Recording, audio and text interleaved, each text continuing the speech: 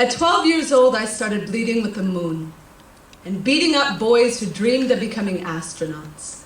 I fought with my knuckles white as stars and left bruises the shape of Salem.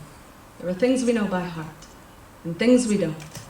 At 13, my friend Jen tried to teach me how to blow rings of smoke. I'd watch the nicotine rising from her lips like halos, but I could never make dying beautiful.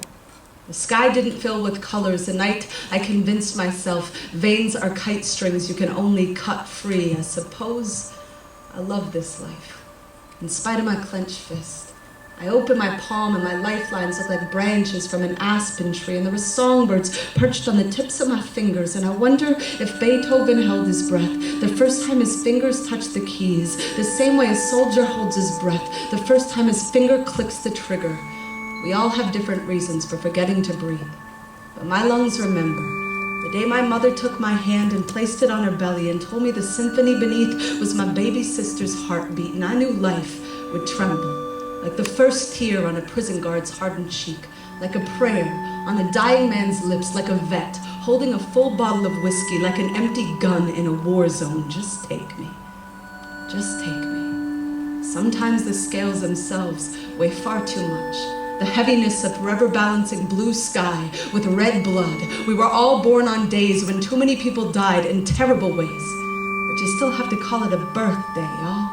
You still have to fall for the prettiest girl in the playground at recess and hope she knows you can hit a baseball further than any boy in the whole third grade. And I've been running for home, to the windpipe of a man who sings while his hands play washboard with a spoon on a street corner in New Orleans, where every boarded up window is still, painted with the words, "We're coming back," like a promise to the ocean that we will always keep moving towards the music. The way Basquiat slept in a cardboard box to be closer to the rain. Beauty, catch me on your tongue.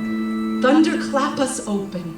The pupils in our eyes were not born to hide beneath their desks. Tonight, lay me down to rest in the Arizona desert, then wake me to wash the feet of pregnant women who climbed across the border with their bellies aimed towards the sun. I know 1,000 things louder than a soldier's gun.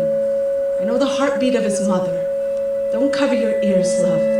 Don't cover your ears, life. There was a boy writing poems in Central Park, and as he writes, he moves, and his bones become the bars of Mandela's jail cell stretching apart. And there were men playing chess in the December cold who can't tell if the breath rising from the board is the proponents of their own.